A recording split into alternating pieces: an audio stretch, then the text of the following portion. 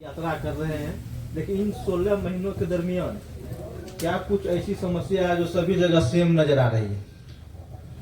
बहुत सारी समस्या है जो सभी जगह सेम एक ही तरह की दिखती है। स्वाभाविक तौर पे बिहार जब देश का सबसे गरीब, पिछड़ा, अशिक्षित, बेरोजगार, भुखमरी वाला राज्य है तो कुछ समस्याएं तो आपको समान ही दिखेगी। लेकिन अगर मैं इस सवाल का उत्तर ऐसे दूं कि सबसे बड़ी समस्या क्या अभी तक दिखी जो सब वर्ग को, हर गांव, हर जिले, हर प्रखंड, हर पंचायत को प्रभावित करती है, तो 3 समस्याएं हैं। पहली समस्या है बेरोजगारी और पलायन। बेरोजगारी और पलायन, आप चाहे चंपारण में जाइए, छपरा में रहिए, वैशाली जाइए, मधुबनी जाइए, बेगूसराय आइए, हर जगह ये समस्या है। आप ये कहेंगे कि भैया बेरोजगारी और पलायन बिहार की बहुत बड़ी समस्या है, ये जानने के लिए आपको पैदल चलने की क्या जरूरत है? ये तो बैठा हुआ कोई आदमी पटना, दिल्ली में भी बता सकता है, ये बात तो ठीक है। लेकिन जब आप पदयात्रा करते हैं, इतनी गांव में जाते हैं, तो आपको इन समस्याओं की जो से जुड़े हुए जो आर्थिक सामाजिक पहलू हैं, इसकी जो विकरालता है, उसकी समझ बनती है। जैसे आप उदाहरण के तौर पर पलायन को ले लीजिए। सामान्यतः लोगों की सोच है कि बिहार से पलायन जो है ये गरीबों का मुद्दा है। गरीब लोग यहाँ से रोजी रोजगार के लिए, मजदूरी के लिए बाहर जाते हैं। सच्चाई ये नहीं है। सिर्फ गरीब आदमी यहाँ से बाहर नहीं जा रहा है, गरीब आदमी मजदूरी के लिए बाहर जा रहा है। लेकिन जो यहाँ पर बिहार के नजरिए से समृद्ध परिवार है, उनके बच्चे भी पढ़ाई के लिए, नौकरी के लिए, रोजगार के लिए बाहर ही जा रहे हैं। पलायन की समस्या इतनी बड़ी है कि इसकी वजह से यहाँ धीरे धीरे परिवार की परिकल्पना ही खत्म हो गई है। परिवार के तौर पर जैसा लोग समझते हैं कि भाई पति पत्नी, बाल बच्चे, माँ बाप एक साथ रह रहे हों, ऐसे बहुत कम परिवार आपको गांव में देखने को मिलेंगे। गांव में जब हम लोग जाते हैं, ज्यादातर गांव में 40 से 50% नवयुवक या तो मजबूरी में या अपनी स्वेच्छा से बाहर चले गए हैं, चाहे वो पढ़ाई के लिए गए हों या मजदूरी के लिए गए हों। पलायन का एक दूसरा और पहलू है। कई बार हम लोगों को लगता है कि बिहार से लोगों का पलायन हो रहा है। बिहार से सिर्फ लोगों का पलायन नहीं हो रहा है, यहाँ से बुद्धि का भी पलायन हो रहा है। जो लोग पढ़े लिखे हैं, समझदार हैं, काबिल हैं, वो लोग भी बाहर पढ़ने चले जा रहे हैं। और सबसे बड़ा पलायन यहाँ पर है पूंजी का पलायन।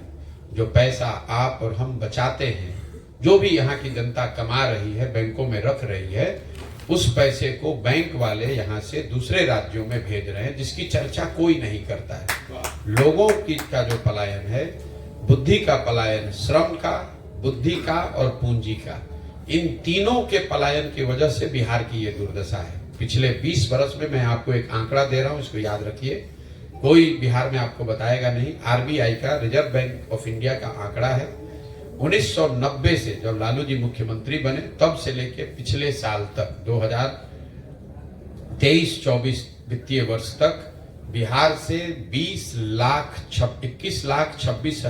21,60,000 करोड़ रुपया बैंकों ने यहां से, बिहार से दूसरे राज्यों में भेज दिया। इसकी चर्चा ना आपने सरकार ने कभी की, न कभी कोई नेता इसके बारे में बोलता है, न कभी कोई पत्रकार सवाल करता है। पिछले वर्ष बिहार से 2,68,000 करोड़ रुपया यहाँ के सरकारी बैंकों ने दूसरे राज्यों में ट्रांसफर किया है। हम और आप ये सोच रहे हैं कि बिहार में इतनी गरीबी क्यों है? बिहार में गरीबी इसलिए है कि यहाँ से श्रम का पलायन है, बुद्धि का पलायन है और साथ साथ पूंजी का भी पलायन है। आप सामान्य तरह से देखिए, अगर आपको यहाँ घर बनाना है बेगूसराय में, आप बैंक से लोन लेने जाइएगा, आपको लोन मिलने में बड़ी तकलीफ होगी। आप ही को अगर नोएडा में घर खरीदना है, बैंक वाला तुरंत लोन दे देगा। बिहार में पूंजी नहीं है और यहाँ की बेरोजगारी बदहाली का सबसे बड़ा कारण है। जब आप ये पदयात्रा करते हैं, चीजों को गंभीरता से समझने का प्रयास करते हैं, यही हाल कमोबेश बेरोजगारी का है। बेरोजगारी सिर्फ गरीब लोगों का मामला नहीं है। जो यहाँ पर समृद्ध लोग हैं, बड़े लोग हैं, उनके बच्चों के रोजगार की भी उतनी ही समस्या है। जब हम लोग पैदल चलते हैं तो जो 15 बीघा 20 बीघा खेत का मालिक है, वो भी आकर अपने बच्चों के 20,000 रुपए नौकरी के लिए भी हाथ जोड़ने के तैयार है। खेत बेचकर भी लोग सरकारी नौकरी चाहते हैं। तो बेरोजगारी यहाँ सिर्फ गरीबों का मामला नहीं है। मेरी नजर से बिहार में बेरोजगारी और पलायन ये एक ऐसा मुद्दा है जो समाज के हर वर्ग को, हर जिले, हर पंचायत को इफेक्ट कर रहा है, उसकी जिंदगी को तबाह कर रहा है। और इसीलिए सबसे पहले इसकी जब तक हम लोग बेरोजगारी और पलायन बिहार से नहीं रोकेंगे तब तक बिहार में आपको आमूलचूल परिवर्तन होता नहीं दिखेगा। और इसको दूर करने का उपाय वही है, शिक्षा और पूंजी। अगर ये दोनों चीज की उपलब्धता हो जाए तो बिहार की तकदीर और तस्वीर बदल सकती है। जहां तक आपने शिक्षा की बात की है, पूरे भारतवर्ष में जितने आईएएस और आईपीएस हैं, परसेंटेज में बिहार का कितना है पूरे देश में? देखिए, ये जो बिहार में बैठ के लोग अपना पीठ थपथपाते हैं कि बहुत सारे हम लोग के बच्चे इंजीनियरिंग मेडिकल कॉलेज में करीब करीब, नहीं, मैं केवल आईएएस और आईपीएस की बात कर रहा हूं। आप सवाल पूछा है, धीरज रखिए, जवाब दे रहे हैं। ये हम लोग को ऐसा लगता है कि पूरे देश में आईएएस आईपीएस बिहार के ही हैं। कई लोगों को ये भी लगता है कि जितना आईआईटी और मेडिकल में लड़के जा रहे हैं वो सब बिहार के ही हैं। ठीक बात है, बिहार से बहुत बड़ी संख्या में आईआईटी में, मेडिकल में आईएएस आईपीएस लोग बनने वाले हैं। लेकिन जो लोग आईएएस आईपीएस बन रहे हैं वो बिहार की शिक्षा व्यवस्था से जुड़े हुए लोग नहीं हैं। वो बिहार के लड़के हैं, पढ़ रहे हैं दिल्ली में या दूसरे जगह, वो लोग आईएएस कंपीट कर रहे हैं। ये भ्रम में मत रहिए कि बिहार के लड़के बिहार में पढ़कर आईएएस नहीं बन रहे हैं। 70 के दशक में पहली बार इलाहाबाद यूनिवर्सिटी और पटना यूनिवर्सिटी के लड़कों ने दक्षिण के राज्यों को चुनौती दी और यहाँ के लड़के आईएएस आईपीएस बने। तब इलाहाबाद यूनिवर्सिटी, दिल्ली यूनिवर्सिटी और पटना यूनिवर्सिटी, इन 3 विश्वविद्यालयों से सबसे ज्यादा लोग आईएएस आईपीएस बनते थे। लेकिन धीरे धीरे जैसे जैसे इलाहाबाद यूनिवर्सिटी कमजोर हुआ, पटना यूनिवर्सिटी तो बर्बाद ही हो गया है करीब करीब। अब ज्यादातर लड़के दिल्ली यूनिवर्सिटी, यही यूपी बिहार के लड़के तो बन रहे हैं, लेकिन वो दिल्ली यूनिवर्सिटी से पास होकर बन रहे हैं। पटना कॉलेज से, साइंस कॉलेज से पढ़कर आईएएस बनने वालों की संख्या करीब करीब नगण्य है। तो ये भ्रम मत पालिए, अपना पीठ मत थपथपाइए कि सारे बिहार से लड़के निकल के आईएएस आईपीएस बन रहे हैं। जो मैंने आपको कहा, यहाँ से जो बुद्धि का पलायन है, जो बच्चे भी 10वीं 12वीं तक कुछ भी मेधा जिनमें है, उनके परिवार वाले कर्ज लेकर पेट काट करके उसको बाहर भेज रहे हैं। वो बाहर पढ़ रहे हैं और बाहर पढ़कर वहीं पर सेटल हो रहे हैं, वो वापस बिहार में नहीं आ रहे। तो जो गरीब है, जो श्रम कर सकता है, मेहनत कर सकता है, वो चला गया बाहर मजदूरी करने। जो बुद्धि से यहाँ मजबूत है वो बाहर चला गया आईएएस आईपीएस नौकरी करने। और जिसके पास पैसा पूंजी है वो पूंजी यहाँ से चली गई। इसीलिए जो लोग यहाँ बच गए हैं वो ज्यादातर लोग ऐसे हैं जो सरकार पर, सरकारी सुविधाओं पर, सरकार की मदद पर आश्रित हैं। चाहे वो 400 रुपए का पेंशन हो या नली गली हो या साड़ी कपड़ा हो, 5 किलो अनाज हो। इसीलिए जब आप गांव में यहाँ चलते हैं तो लोग यहाँ रोजी रोजगार नहीं मांग रहे हैं। सामान्यतः लोग यहाँ पर कहते हैं, भैया हमारा नाली गली नहीं बना है, हमको राशन कार्ड नहीं मिला है, हमको इंदिरा आवास नहीं मिला है। क्योंकि इन्हीं चीज को चाहने मांगने वाले लोग अब यहाँ ज्यादातर बच गए हैं, बहुतायत। इससे ज्यादा चाहत रखने वाले लोग धीरे धीरे बिहार को छोड़कर चले गए। जैसा आपने कहा कि आरबीआई के अनुसार इतना लाख करोड़ रुपया दूसरे राज्य में गया, क्या यह आरबीआई का आंकड़ा आपके पास है कि बिहार के लोगों का कुल जमा पूंजी जितना बिहार के बैंकों में है उसका कुल कितना % बिहार के लोगों को ऋण दिया गया? ये आप आरबीआई का साइट खोलिएगा, आपको दिख जाएगा। बिहार में दिक्कत यह है कि लोग इतने बड़े बेवकूफ लोगों को हम लोग नेता बना दिया है। एक पूरे देश में एक रेशियो है जिसको कहते हैं क्रेडिट डिपॉजिट रेशियो। कितना पैसा बैंक में जमा हुआ और कितना पैसा बैंकों ने समाज को दिया, इसके लिए कोई खोज करने की जरूरत नहीं है। ये आरबीआई का आंकड़ा है जो उनके वेबसाइट पे उपलब्ध है। देश के स्तर पर एक वैधानिक व्यवस्था है, ये बैंकों की स्वेच्छा नहीं है। 70% पैसा जो बैंक में जमा होता है उनको ये ऋण के तौर पर किसी न किसी तौर पर सरकार समाज को वापस करना है। अभी बिहार को कितना मिला, क्या पड़ता? बड़ा ऑब्जेक्टिव सवाल पर बड़ा ध्यान देते हैं, किसी चीज को समझने का प्रयास नहीं कर रहे, उस पर आ रहे हैं। कितना मिलता है उसको पहले समझिए कि सीडी रेशियो क्या होता है। कितना पैसा आपने जमा किया, कितना पैसा बैंकों ने दिया। वैधानिक रूल है 70%। 70% पैसा बैंक को ऋण के तौर पर आपको वापस देना है। चाहे घर बनाने के लिए दे, स्कूटर खरीदने के लिए दे, पढ़ाई करने के लिए दे, बिजनेस व्यापार के लिए दे। बिहार में सीडी रेशियो है 40%। आपका जो सवाल है 40% यहाँ सीडी रेशियो है, मतलब बिहार के लोगों ने अगर 100 रुपया बैंक में जमा किया तो सिर्फ 40 रुपया ही लोगों को बैंक से वापस लोन के तौर पर मिला। 1990 में जब लालू जी मुख्यमंत्री बने तो सीडी रेशियो था 40%। लालू जी के राज में जब सब तबाह हो गया तो 2004 में ये घट के हो गया 28%। मतलब 100 रुपया हमने बैंक में जमा किया तो सिर्फ 28 रुपया ही बैंक ने लोन दिया। नीतीश कुमार के 18 बरस के शासन के बाद ये बढ़कर फिर वापस हुआ है 40%। तो 1990 से लेकर पिछले साल तक अगर इसको जोड़िएगा तो 26 लाख करोड़ रुपया बैंकों ने यहां से दूसरे राज्यों में भेज दिया। अब अगर आप तमिलनाडु का सीडी रेशियो देखिएगा, आंध्र प्रदेश तेलंगाना का सीडी रेशियो देखिएगा, वहां पर सीडी रेशियो है 90, 95, 100, 105। मतलब अगर तमिलनाडु में लोगों ने 100 रुपया जमा किया, उनको मिलना चाहिए था 70, मिल रहा है 90। क्यों? क्योंकि बिहार जैसे राज्यों का पैसा तमिलनाडु में जाकर इन्वेस्ट हो। गुजरात का आंकड़ा है भैया, सब राज्य का आरबीआई पर ये आंकड़ा है। 300% गुजरात में है अभी। नहीं, ये भ्रम मत पालिए, ऐसा ही सब कहां से आंकड़ा ले आते हैं। सीडी रेशियो गुजरात का 82 से 84% होना चाहिए। मुझे एकदम टॉप ऑफ द माइंड याद नहीं है। अच्छा, ये बता सकते हैं पूरे भारत में सुनिए मेरी बात, सबसे एनपीए किस राज्य को घोषित किया गया? बेकार का ये सब एनपीए की चीज में आप क्यों पढ़ रहे हो? राज्य का मामला नहीं है। एनपीए जो है वो केंद्र सरकार का मामला है, उन चीजों से बिहार का कोई लेना देना नहीं है। गुजरात में सीडी, देश में सबसे ज्यादा सीडी रेशियो तेलंगाना आंध्र प्रदेश में है, जहां 102% है। ये सब गलत आंकड़े मत बताइए कि 300% गुजरात में है। 80%, 90% सीडी रेशियो बहुत होता है, क्योंकि बैंक उससे ज्यादा पैसा किसी को देते ही नहीं है। अगर 300% होगा, 100 रुपया उसके पास है, 300 रुपया लोन कहां से दे देगा? हम आपको क्या कहते हैं, सूचना के अधिकार के तहत जो हमने लिया है वो मैं आपको कल दूंगा। क्या 300% गुजरात में है? और आप हमारी बात सुन लीजिए।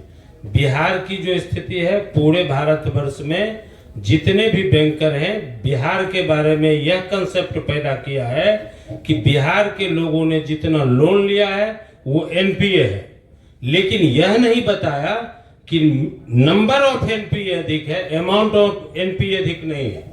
जबकि सबसे अधिक amount of NPA Telangana, Gujarat, Andhra Pradesh और पंजाब का। आप मेरे भाई साहब, मुझे पता नहीं आप कितना इकोनॉमिक्स को समझते हैं, आप विषय से विषयांतर हो रहे हैं। एनपीए दूसरा मामला है, तभी तो लोन मिलेगा, तभी तो विकास का मुद्दा होगा जब बैंक हमको कर्ज देगी और उस हम लायबल होंगे। बैंक ने तो हमको लायबल रहने ही नहीं दिया। आपने जो कहा वो बात हमने उठा दिया, पूंजी की अनुपलब्धता। आज तक तो आपने कभी, हमने बिहार में तो कुछ चर्चा किसी से सुनी नहीं है। हम ये बात उठा रहे हैं कि पलायन सिर्फ श्रम का और बुद्धि का नहीं, पूंजी का पलायन है। और एनपीए जो है वो proportion of to the loan है। तो गुजरात में तो एनपीए या किसी बड़े राज्य में एनपीए बिहार के मुकाबले ज्यादा होगा ही, क्योंकि वहाँ इकोनॉमी बड़ी है, वहाँ लोन ज्यादा दिया जा रहा है। बिहार का बजट है 2.25 लाख करोड़, तमिलनाडु का बजट है 7.5 लाख करोड़। तो स्वाभाविक है कि तमिलनाडु आपसे आगे रहेगा, वो वहां पर ज्यादा लोन दिया जाएगा, ज्यादा एनपीए होगा। तो इन बातों को, ये राजनीति वाली बात नहीं है। राजनीति करने के लिए कुछ सनसनीखेज मत खड़ा कीजिए। गुजरात की वजह से आपकी ये स्थिति नहीं है। ये स्थिति इसलिए है कि ये जो कमिटी होती है जहां से इनको गाइड किया जाता है, उसके चेयरमैन होते हैं मुख्यमंत्री। और हर राज्य में मुख्यमंत्री, सरकार इस बात पर ध्यान देते हैं कि बैंक समुचित मात्रा में लोन दे रहे हैं कि नहीं दे रहे हैं। बिहार में भी एक कमिटी है, नीतीश कुमार उसमें जाते भी हैं। लेकिन जैसे नीतीश कुमार की बात यहाँ का शिक्षक नहीं मान रहा है, बीडीओ सीओ नहीं मान रहा है, डीएम नहीं मान रहा है, वैसे बैंक वाला भी नहीं मान रहा है। इतनी सी बात है। एनपीए से इसका कोई लेना देना नहीं। पिछले करीब 25-30 वर्षों में बिहार जात पात के दलदल में बहुत ज़्यादा फंस चुका है। और इस परिस्थिति में आपने जो कहा कि विकल्प की ज़रूरत है बिहार में, तो उस दलदल और उस चुनौती का सामना करने में क्या सब? देखिए, दो बातें हैं। ये मैं नहीं कह रहा हूं कि बिहार में विकल्प चाहिए। बिहार में सर्वे के नंबर बता रहे हैं कि करीब करीब 55% बिहार के लोग, आधे से ज्यादा लोग ये कह रहे हैं कि बिहार में एक नए दल, एक नए विकल्प की जरूरत है। इसका मतलब ये नहीं कि जनसुराज की जरूरत है। लोग ये जानते हैं, समझते हैं, कह रहे हैं कि बिहार में जनता दल यूनाइटेड, आरजेडी, कांग्रेस, भाजपा से अलग हटके कोई दल, कोई विकल्प होना चाहिए। तो ये मेरा तथ्य नहीं है, ये सभी सर्वे में ये है। दूसरा, आपने पूछा कि हाँ तो सब जाति में बटा हुआ है तो ये कैसे सुधरेगा। जातियों में बटा हुआ है, फिर भी 50-55% लोग कह रहे हैं कि नया दल चाहिए। और तीसरी बात जो समझिए, जो पत्रकार यहाँ समझने को तैयार नहीं है, ये आप लोगों का बड़ा सिंप्लीफाइड एजम्पशन है कि बिहार में हर आदमी जात पर ही वोट देता है। जाति जो है वो बहुत महत्वपूर्ण पहलू है, बिहार में भी है और अन्य कई राज्यों में है। आप लोग दूसरे राज्यों में आपने चुनाव होते हुए बहुत करीब से नहीं देखा होगा, कुछ लोगों को अनुभव होगा। जाति इतना ही बड़ा फैक्टर गुजरात में भी है, आंध्र प्रदेश में भी है, तेलंगाना, तमिलनाडु में भी है। ये भ्रम मत पालिए कि गुजरात में, आंध्र प्रदेश में, तेलंगाना, कर्नाटक में जाति नहीं है। ये एक तोहमत बिहार पे लगा दी गई है कि बिहार में सब इसलिए खराब है कि सब जाति पर वोट पड़ता है। अब मैं आपको आंकड़े दे देता हूं। बिहार में मोदी जी को, भाजपा को तो वोट पड़ रहा है। हर आदमी कहता है कि यहाँ का जो सांसद है, विधायक है भाजपा का, उसको वोट नहीं पड़ता है। लोग मोदी जी के नाम पर वोट देते हैं। तो मोदी जी के जाति का कितना आदमी बिहार में रहता है, ये बता दीजिए। जो लोग भी मोदी जी को वोट दे रहे हैं वो उनके जाति के तो नहीं है। आप कहिएगा चलिए वो तो मोदी जी का करिश्मा है इसलिए दे रहे हैं, उसको हटा दीजिए। 20% यहाँ पर मुसलमान रहता है। मुसलमान तो लालू जी को वोट दे रहा है, लालटेन को वोट देता है, वो तो जाति पर वोट नहीं दे रहा है, वो तो भाजपा के डर से वोट दे रहा है लालू जी को। तो ये कह देना कि 100 में 100 आदमी जाति पर ही वोट दे रहा है, ये बहुत सिंप्लीफाइड एजम्पशन है, ऐसी बात है नहीं। जाति एक महत्वपूर्ण पहलू है जिसके नाम पर 30, 40, 50% लोग वोट करते हैं, लेकिन 100 में 100 आदमी जाति के नाम पर वोट नहीं करता है। अगर करता तो लालू जी को मुसलमान वोट नहीं करता, मोदी जी को बिहार में वोट नहीं मिलता, और कभी जो एक जाति जीत गई वो जाति कभी हारती नहीं, क्योंकि एक बार अगर कोई जाति जीत गया तो जाति का संख्या तो कम होता नहीं, वो तो उतना ही रहेगा। अगर 14% यादव यहाँ 1990 में थे तो आज भी 14% यादव ही होंगे, 0.5% बढ़ घट सकता है। तो जातियों का प्रोपोर्शन तो घटता नहीं है, तो फिर सरकार घटती बढ़ती कैसे? तो इतना आसान नहीं है जितना लोग बताते हैं कि भैया सब जाते पर दे रहा है। और एक अंतिम बात, मान लीजिए एक बार को कि जाति पर ही देता है, तो भी अगर आप राजनीति में आए हैं, सुधार आपको करना है, तो जो भी समाज की सच्चाई है, अच्छाई है, बुराई है, उसके रहते हुए ही आपको समाज का नेतृत्व करना है। अगर आप सोचिएगा कि बिहार में सब जाति खत्म हो जाएगा तब हम राजनीति करने आएंगे, तो ना जाति कभी खत्म होगा ना आप राजनीति करने आइएगा। और अगर जाति खत्म हो ही जाए तो फिर आपकी जरूरत क्या है? तब तो ऐसे ही ठीक हो गया। अगर भ्रष्टाचार खत्म हो ही जाएगा तब आप राजनीति करने आइएगा, तो फिर आपकी जरूरत क्या है? आप नए विकल्प की जरूरत तभी तो है कि जाति में बट के भ्रष्टाचार के नाम पर, धर्म के नाम पर वोट पड़ रहा है, उसको सुधारने के लिए तो आपकी जरूरत है। इसीलिए तो नए प्रयास की जरूरत है। आप कर नया प्रयास क्यों कर रहे हैं? नया प्रयास इसलिए कर रहे हैं कि समस्या है। अगर समस्या होती ही नहीं तो नया प्रयास की जरूरत क्या थी? आप तो क्रिएटर थे। अभी आपने दो बातें की हैं, जैसे डर की वजह से पक्ष और विपक्ष जो है मतांतर कर रहे हैं, मत दे रहे हैं अपना। कहीं न कहीं समाज से लेकर राजनीति दो ही धुरी पर अभी चल रही है, सनातन या सनातन विरोध। तो फिर आपका जो यात्रा हो रहा है इसको कैसे खत्म कर पाएंगे? खत्म करने की क्या जरूरत है? ये आपकी समझ है कि पूरा समाज सनातन और सनातन के पक्ष और विरोध पर चल रहा है। ये तो कुछ लोग जो इसकी राजनीति कर रहे हैं वो ऐसा बता रहे हैं, हम तो ऐसा नहीं देखते। हमारी जो समझ है छोटी मोटी राजनीति की, ऐसा नहीं है कि देश में सनातन और सनातन के पक्ष और विपक्ष में ही राजनीति हो रही है। इस देश में 80% सनातन को मानने वाले हिंदू धर्म के लोग रहते हैं। भाजपा को कितना वोट मिला है 2019 में? 38%। मतलब आधे से कम हिंदुओं ने भाजपा को इस देश में वोट दिया है। आपने एक ही बार में कह दिया कि सनातन और सनातन विरोध की राजनीति चल रही है। तो अगर आप ही के बात को सही मान लें तो जो सनातन के मानने वाले लोग हैं उन्होंने भाजपा को वोट दिया है, तो आधे से ज्यादा सनातन को मानने वाले लोग भाजपा के साथ सहमत नहीं है। किसी चीज को जब आप देखते हैं तो इतना आसानी से कोई आंकड़ा देखा, कोई फैक्ट देखा और बस तुरंत इंटरप्रिटेशन कर दिया। अगर 80% हिंदू है और सब सनातन के मानने वाले लोग भाजपा ही को वोट दे रहे हैं, तब तो 80% वोट भाजपा को आना चाहिए था, 70 आना चाहिए था, 60 आना चाहिए था। 38% वोट ही कैसे आया? और बिहार के लिए एक आपको आंकड़ा दे देता हूं। बिहार में भाजपा को पिछले विधानसभा चुनाव में 19.6% वोट आया है। 19.6% वोट, 19 मतलब 20% से कम वोट आया है भाजपा को बिहार में। और आप कह रहे हैं कि सारा हिंदू भाजपा ही को वोट दे रहा है।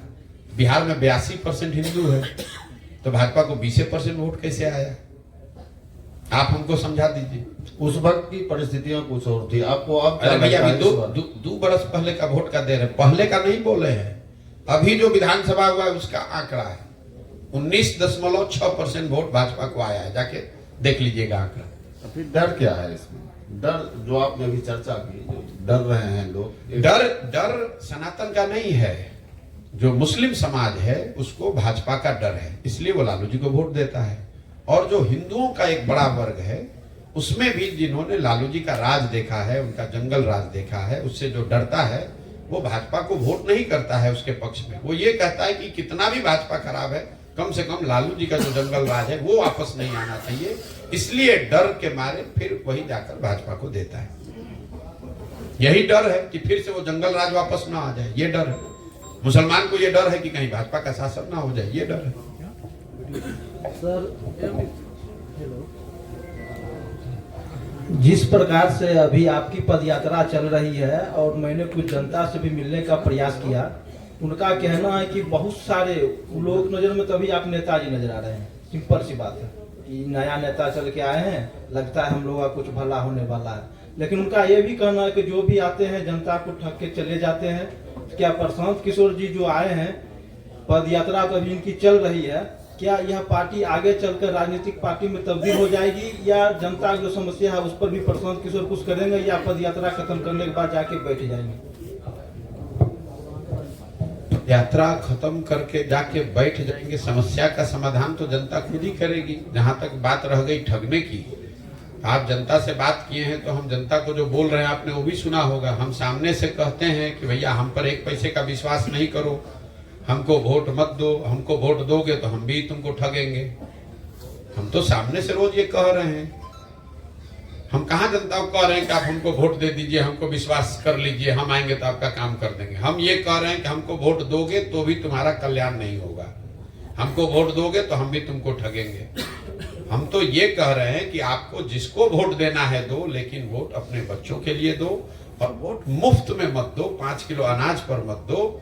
जिसको वोट दे रहे हो सिर्फ अपने बच्चों के लिए रोजगार पढ़ाई मांगो। इतनी सी बात कह रहे हैं। हम तो सामने से कह रहे हैं कि हम ठगेंगे। अगर हमको भरोसा करोगे, हमको वोट दोगे तो हम ठगेंगे। हम आपको ये कह रहे हैं, आप जाके जो हम बोल रहे हैं उसको सुनिए तो। भाई पत्रकार हैं, आप सवाल करने आए हैं तो थोड़ा पहले का अपना होमवर्क करके आइए। हम सामने से बोल रहे हैं कि आप वोट मोदी को देना है मोदी को दीजिए, लालू को देना है लालू को दीजिए, प्रशांत किशोर को देना है प्रशांत किशोर को दीजिए। लेकिन जिसको भी वोट दीजिए उसको वोट अपने बच्चों के भविष्य के लिए दीजिए और वोट का जो कीमत है वो सही लगाइए। जात के नाम पर मुफ्त में वोट मत दीजिए, 5 किलो अनाज के नाम पर वोट मत दीजिए। वोट दीजिए, अगर लालू जी रोजगार पढ़ाई दे रहे हैं तो उनको वोट दीजिए, मोदी जी दे रहे हैं तो उनको दीजिए। हम तो सामने से कह रहे हैं। चलिए भैया, और कोई सवाल है तो करने तो खत्म करें। आपका जो पद यात्रा है लगभग 16 महीने से चलते आ रहा है। आप इस पद यात्रा में कहां से डोनेट कर रहे हैं और शिक्षा के प्रति कितना डोनेट किए अभी तक?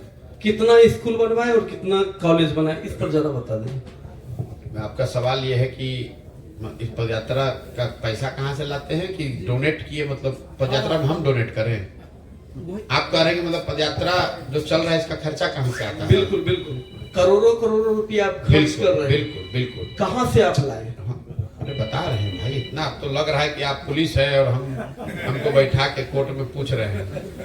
जब से पदयात्रा शुरू हुई है तब से हम ये बता रहे हैं कि पदयात्रा को चलाने के लिए, इस पूरे अभियान को करने के लिए पैसा उन लोगों से मिलता है जिन लोगों को पिछले 10 वर्ष में हमने जीतने में, सरकार बनाने में मदद की है।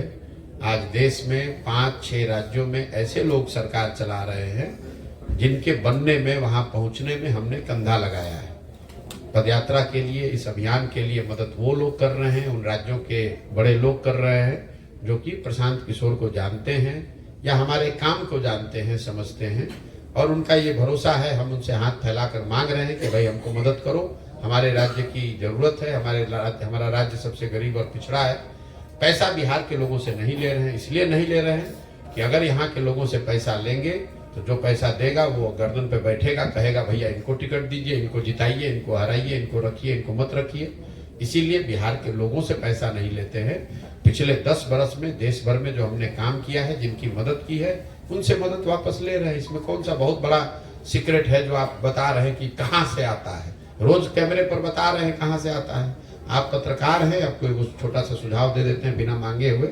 अगली बार किसी नेता से मिलिएगा, आरजेडी का, भाजपा का, जदयू का, उससे भी एक बार हिम्मत करके पूछिएगा जरूर कि उसके पास पैसा कहाँ से आता है। आरजेडी के नेताओं से पूछिएगा कि तुम्हारा जो पार्टी चलता है वो तो बिहार ही में है, बिहार के बाहर कहीं है नहीं, तो तुम्हारे पास पैसा कहाँ से आता है कि अपना जन्मदिन मनाते हो प्राइवेट प्लेन में? नीतीश बाबू से जरा हिम्मत हो तो पूछिए कभी कि भैया जदयू चलाने के लिए पैसा कहाँ से आता है। हमसे आप पूछ रहे हैं, बिल्कुल आपको पूछना चाहिए, हम तो आपको जवाब भी दे रहे हैं, लेकिन दूसरे नेताओं से भी जाके एक बार हिम्मत करके पूछिए तो पत्रकारिता अच्छी चलेगी। बहुत बहुत धन्यवाद।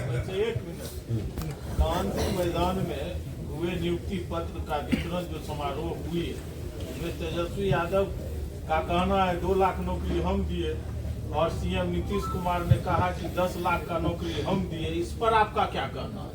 इस पर हमारा ये कहना है कि पहले बात तो दोनों लोगों को ये बताना चाहिए कि कितने लोगों को नौकरी दी गई। ये पूरा फर्जी डेटा दोनों लोग खड़े होकर चचा भतीजा पूरे बिहार को बांट रहा है। पहली बात समझिए, ये नई नौकरी नहीं दी गई है। ये पहले से जो नियोजित शिक्षक थे, पहले दौर में जो 1,25,000 लोगों को नियुक्ति पत्र दिया गया, उसमें आधे से ज्यादा लोग जो पहले से जिनको नौकरी थी, नियोजित शिक्षक थे, उनको राज्यकर्मी बनाया गया, नए लोगों को नौकरी नहीं दी गई। दूसरा, जो आधे बच गए, जिनको नई लोगों को नौकरी मिली, उसमें करीब 60% लोग, आज मुख्यमंत्री खुद ही गिनवा रहे थे, 11 से ज्यादा अलग अलग राज्यों के लोग आकर शिक्षक यहाँ बन गए। तो ये चचा भतीजा की सरकार का, उनके नीति का परिणाम है कि बिहार के बच्चे जाकर ठेला लगाएंगे, नली साफ करेंगे, मजदूरी करेंगे और दूसरे राज्य के लोग आकर बिहार में शिक्षक बनेंगे। और इस गलत आंकड़े पर दोनों दावा कर रहे हैं कि हमारा है कि हमारा है। भैया जिसका भी है, बिहार के बच्चों का इससे कोई फायदा नहीं है। दूसरी बात, बिहार में टोटल करीब 10 लाख शिक्षकों की जरूरत है। ये 3,90,95,000 यहाँ शिक्षक हैं, चाहे वो नियोजित हो, नए शिक्षक हो, अतिथि वाले हो, नियमित हो, सबको मिला दीजिएगा तो करीब 9,95,000 के आसपास यहाँ शिक्षक हैं। तो आधे से ज्यादा पद अभी भी खाली हैं। किसी स्कूल, किसी विद्यालय में कोई सुविधा बदली नहीं है। आज ही कल जब ये नियुक्ति पत्र बटा है तो आपने देखा होगा, कुछ पत्रकारों ने नए शिक्षकों से इंटरव्यू लिया, पूछा देश का उपराष्ट्रपति कौन है, तो 10 में 9 आदमी देश में उपराष्ट्रपति का नाम नहीं बता पाया। लोगों से पूछा गया बीपीएससी का फुल फॉर्म क्या है, उनको पता नहीं है। और इन्हीं के भरोसे बिहार की शिक्षा व्यवस्था को सुधारा जाएगा। और ये दोनों लोग लड़ाई कर रहे हैं कि हमने इसको कर दिया कि हमने कर दिया। तो मेरे भाई, यही दुर्दशा है, अंधा में काना राजा वाली बात है। जिसने जो कर दिया, भाई कितने, अभी तक सरकार ने ये नहीं बताया है कि जो 2,25,000 लोगों को नियुक्ति पत्र दिया गया, नौकरी नहीं दी गई है, नियुक्ति पत्र दिया गया है, इसमें कितने लोग पहले से ही नौकरी कर रहे थे, कितने लोग बिहार के नए लोगों को नौकरी मिली और कितने लोग बिहार के बाहर के हैं। ये 3 आंकड़ा कोई नहीं बता रहा है कि कितने लोग बिहार के हैं जिनको नए लोगों को नौकरी मिली। सारा क्रेडिट दे दीजिए नीतीश कुमार को, सारा क्रेडिट दे दीजिए तेजस्वी को, हमको उससे मतलब नहीं है। अरे आप ये तो तेजस्वी यादव वही आदमी है जो कह रहे थे कि हम एक कैबिनेट में बैठेंगे तो 10 लाख आदमी को नौकरी दे देंगे। कोई उनसे पूछने वाला नहीं है कि आपके माँ बाबूजी 15 साल थे तब तो एको आदमी को नौकरी नहीं दिए। नीतीश कुमार 18 वर्ष से मुख्यमंत्री हैं, एक आदमी को भी नौकरी नहीं दिए। अब अचानक से उनको ज्ञान हो गया है कि 2 लाख आदमी को नौकरी दे रहे हैं। ये 2,25,000 का आंकड़ा गलत है। इसमें नियोग बड़ी संख्या उन शिक्षकों की है जो पहले से ही नौकरी कर रहे थे, उनका सर्विस कंडीशन बदला है। वो पहले नियोजित शिक्षक थे, अब उनको राज्यकर्मी कहा जा रहा है। ना उनकी सैलरी बढ़ी, ना उनका सर्विस कंडीशन बढ़ा, ना नया पेंशन से जान बचा। अभी भी उनको कोई फायदा उसका नहीं है। दूसरा, जो लोग नए आए उसमें ज्यादातर लोग बिहार के बाहर के आए। और तीसरा, जो नए बिहार के लोगों को नौकरी मिली है, अभी तक वो संख्या किसी को मालूम नहीं है कि वो 10,000 है, 40,000 है या 50,000 है। लेकिन जो भी संख्या है वो ना पर्याप्त है, ना उससे कोई बिहार की शिक्षा व्यवस्था पर फर्क पड़ने वाला है। नीतीश कुमार एक बार फिर जो है वो